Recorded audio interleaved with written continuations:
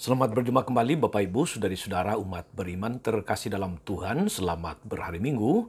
Pada Minggu Paskah yang ketiga tahun B, 14 April 2024. Sarma Agus CSR mengajak saudari-saudara merenungkan kutipan Injil Lukas, bab 24 ayat 35 sampai 48. Kita mendengarkan sabda Tuhan. Dalam nama Bapa dan Putra dan Roh Kudus. Amin. Dua murid yang dalam perjalanan ke Emmaus ditemui oleh Yesus yang bangkit, segera kembali ke Yerusalem. Di sana mereka menceritakan kepada saudara-saudara yang lain apa yang telah terjadi di tengah jalan dan bagaimana mereka mengenali Yesus pada waktu dia memecah-mecahkan roti. Sementara mereka bercakap-cakap tentang hal itu, Yesus tiba-tiba berdiri di tengah mereka dan berkata, "Damai sejahtera bagi kamu." Mereka terkejut dan takut karena menyangka bahwa mereka melihat hantu. Akan tetapi Yesus berkata kepada mereka, "Mengapa kamu terkejut? Dan apa sebabnya timbul keraguan-raguan dalam hatimu? Lihatlah tanganku dan kakiku, aku sendirilah ini. Rabalah aku dan lihatlah, karena hantu kan tidak ada daging dan tulangnya, seperti yang kamu lihat ada padaku." Sambil berkata demikian, Yesus memperlihatkan tangan dan kakinya kepada mereka. Dan ketika mereka belum juga percaya karena girang dan masih heran, berkatalah Yesus kepada mereka, "Adakah padamu makanan di sini?" Lalu mereka memberikan kepadanya sepotong ikan goreng. Yesus mengambilnya dan memakannya di depan mata mereka. Yesus berkata kepada mereka, "Inilah perkataan yang telah kukatakan kepadamu ketika aku masih bersama-sama dengan kamu, yakni bahwa harus digenapi semua yang ada tertulis tentang aku dalam kitab Taurat Musa, kitab Nabi-Nabi, dan kitab Mazmur." Lalu Yesus membuka pikiran mereka, sehingga mereka mengerti kitab suci. Kata Yesus kepada mereka, "Ada tertulis demikian, Mesias harus menderita dan bangkit dari antara orang mati pada hari yang ketiga. Dan lagi, dalam namanya berita tentang pertobatan dan pengampunan dosa harus disampaikan kepada segala bangsa, mulai dari Yerusalem. Kamu adalah saksi dari semuanya itu." Demikianlah sabda Tuhan. Bapak Ibu saudari-saudara umat beriman terkasih dalam Tuhan kita Yesus Kristus. Dalam minggu-minggu setelah Paskah, Injil berkisah tentang penampakan-penampakan Yesus yang terjadi. Yesus yang menampakkan diri adalah Yesus yang sudah dimuliakan. Ada 3 unsur pokok dalam penampakan Yesus itu. Yang pertama, bahwa inisiatif penampakan selalu datang dari Yesus, bukan datang karena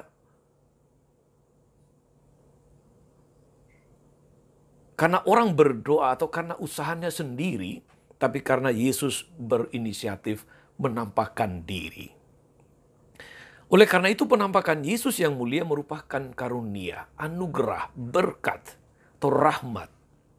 Dan yang kedua saudari-saudara, dalam setiap penampakan, Yesus akhirnya diakui sebagai Sang Kristus, Mesias. Dia yang menampakkan diri adalah sungguh Yesus dari Nazaret yang telah bangkit. Dalam kisah Injil, pengakuan itu diungkapkan dalam sikap sembah sujud. Dan yang ketiga saudari-saudara, orang yang melihat Yesus atau orang yang mendapatkan penampakan sekaligus diutus menerima tanggung jawab sebagai saksi kebangkitan. Yesus berkata di akhir Injil tadi, "Kamu adalah saksi dari semuanya ini." Saudari-saudara umat beriman terkasih dalam Tuhan. Apa makna kebangkitan Yesus bagi kita yang jauh sekali dari masa Yesus, meski mungkin sangat dekat di hati? Penampakan-penampakan Yesus pada dasarnya ingin menunjukkan kepada kita bahwa Yesus yang telah bangkit mulia masih tetap bersama dan beserta kita meneguhkan kita dalam menjalani hidup harian kita. Seperti dikatakannya sendiri, aku akan menyertai kamu sampai akhir zaman. Injil mengisahkan bahwa Yesus tidak menampakkan diri pada semua orang. Kepada para pemimpin agama Yahudi yang telah membunuhnya, juga tidak menampakkan diri di tempat-tempat penting, pusat kota supaya menjadi headline news, supaya menjadi viral dan sebagainya. Bahkan menurut penginjil Matius dan Markus, Yesus malah berpesan supaya murid-muridnya mendahului dia ke Galilea. Di sana mereka akan bertemu dengannya. Saudara-saudara, Galilea adalah kampung halaman Yesus dan murid-muridnya. Tapi Galilea juga adalah lambang kesederhanaan, lambang keseharian. Sebab di Galilea mereka menjalani seluruh keseharian mereka. Di sana mereka berjumpa dengan Yesus. Di sana mereka dipanggil menjadi murid-muridnya. Yesus yang menampakkan diri kepada orang-orang sederhana ini pada kesempatan-kesempatan yang sederhana pula, yang biasa. Maka dua hal kiranya meneguhkan iman kita berangkat dari firman Tuhan hari ini, saudara-saudara. Yang pertama, Yesus menampakkan diri di dalam keseharian kita. Penampakan-penampakan Yesus itu tidak terjadi di kanisa, tidak terjadi di gereja, tidak terjadi secara meriah, tapi terjadi dalam keseharian yang sangat biasa. Dalam rutinitas mereka, para rasul, ketika mereka sedang bekerja, ketika mereka sedang menempuh perjalanan, ketika mereka sedang bercakap-cakap atau mengobrol, ketika mereka sedang makan bersama dan sebagainya, Yesus menampakkan diri kepada Maria Magdalena, kita ingat ketika pulang dari kuburan. Yesus menampakkan diri kepada dua murid di Emmaus ketika sedang dalam perjalanan ke desa mereka. Yesus menampakkan diri kepada para rasul ketika mereka sedang menjala ikan. Sampai sekarang pun saudara-saudara, Yesus tetap menampakkan diri dalam keseharian kita, asalkan kita memandangnya, melihatnya dalam kacamata iman. Apakah kita menyadarinya, saudara-saudari? Pernahkah kita menyadari Yesus yang beserta kita ketika kita sedang bekerja, ketika kita sedang melakukan perjalanan, ketika kita sedang merencanakan sesuatu, ketika Anda memulai segala sesuatu dengan doa, ketika Anda menyadari Tuhan yang besertamu, janji Tuhan untuk menyertai bukanlah isapan jempol belaka, janji itu nyata. Yang kedua, saudari-saudara, Yesus menampakkan diri kepada mereka yang sedang mempunyai beban, yang sedang mempunyai persoalan, pergumulan, mereka yang sedang tersisih. Yesus yang bangkit menampakkan diri kepada Maria Magdalena, pendosa yang dikucilkan oleh agama dan masyarakat pada masa itu. Yesus yang bangkit menampakkan diri kepada para rasul yang ketakutan karena dikejar-kejar. Yesus yang bangkit menampakkan diri kepada dua murid Emmaus yang sedang sedih, bingung, sedang putus asa, dan sebagainya. Kiranya jelas saudara-saudara bahwa Yesus yang bangkit sangat dekat, sangat akrab dengan keseharian manusia, lebih-lebih mereka yang sedang berbeban berat, dan meneguhkan mereka dengan ajakan penuh kasih, marilah kepadaku yang letih lesuh dan berbeban berat, aku akan memberikan kelegaan kepadamu. Dengan kebangkitannya saudari-saudara, Yesus menjangkau semua orang dari segala masa, segala zaman dengan kehadirannya secara rohani, yang meneguhkan, yang menguatkan, yang senantiasa memberikan harapan, meneguhkan dalam hidup kita, dalam menjalani hidup yang tidak selalu mudah, yang seringkali penuh dengan persoalan, perjuangan, yang penuh dengan tantangan, kesulitan, pergumulan, seringkali putus asa karena menjumpai perbedaan antara harapan dan kenyataan. Ingin hidup rumah tangga yang rukun, nyaman, bahagia. Nyatanya tidak selalu demikian. Ingin jodoh yang baik dan seiman saudari-saudara, nyatanya berjumpa dengan justru yang berbeda keyakinan. Ingin karir yang lancar, nyatanya kok tidak mudah. Rasanya dihalang-halangi karena menjadi pengikut Kristus. Mampukah kita melihat Yesus yang beserta kita, yang mengatakan kepada kita, damai sejahtera bagi kamu?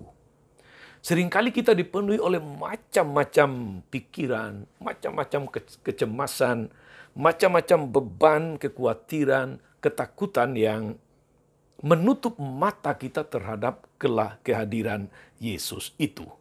Saudari-saudara, umat beriman terkasih, dalam perayaan Ekaristi hari ini, dalam ibadah, Yesus sungguh-sungguh hadir secara nyata dalam roti dan anggur, tubuh dan darahnya sendiri. Terimalah dan makanlah, inilah tubuhku. Terimalah dan minumlah, inilah darahku. Setiap kali merayakan Ekaristi, setiap kali menyambut Kristus, saudara-saudari, Yesus sungguh hadir, memberi kekuatan kepada kita. Hanya saja kita seringkali kurang menyadari kehadirannya, kurang menghayati makna Ekaristi. Kadang-kadang karena rutinitas, lalu segala sesuatu berjalan otomatis dan sebagainya. Mungkin juga kita seringkali pikiran kita dipenuhi oleh macam-macam, katakanlah, persoalan, pergumulan, kesibukan-kesibukan, macam-macam tugas yang belum kelar. Dia menyapa saya dan Anda semua, saudara-saudari.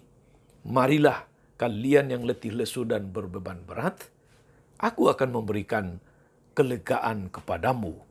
Setelah berjumpa dengan Yesus dalam Ekaristi hari ini, saudara-saudara, kita pun diutus ke kegiatan rutinitas kita masing-masing. Ingat kata Yesus kepada para rasul, kamu adalah saksinya. Kita pun dipanggil dan diutus menjadi saksi Kristus. Diutus menjadi saksi ke Galilea, Galilea kita masing-masing. Kembali ke keseharian, kembali ke rutinitas, kembali kepada keluarga, tempat kerja kita, tetapi dengan satu semangat baru, yaitu semangat untuk bersaksi. Kamu adalah saksi dari semuanya itu. Mari kita kembali ke rumah, ke tempat kerja kita, dengan menjadi saksi Kristus. Tuhan memberkati kita semua. Amin. Tuhan Yesus yang bangkit, kami bersyukur karena Engkau tidak meninggalkan kami selamanya, tapi justru Engkau hadir secara rohani sepanjang zaman, sepanjang waktu, untuk menyertai kami sebagaimana Engkau sendiri berkata, aku menyertai kamu sampai akhir zaman. Semoga dengan kehadiran-Mu melalui sabda dan Ekaristi yang kami rayakan, kami semakin diteguhkan untuk mampu menjadi saksi-Mu di dalam hidup ini, di tengah dunia, sehingga semakin banyak orang memuliakan nama-Mu yang kudus. Engkaulah Tuhan dan pengantara kami sepanjang segala masa. Amin. Saudari-saudara sekalian, berkat Allah turun atas saudari-saudara, dalam nama Bapa dan Putra dan Roh Kudus. Amin. Tetap sehat, teruslah menjadi berkat. Jangan lupa like, subscribe, nyalakan lonceng notifikasinya. Salam 52, Tuhan memberkati.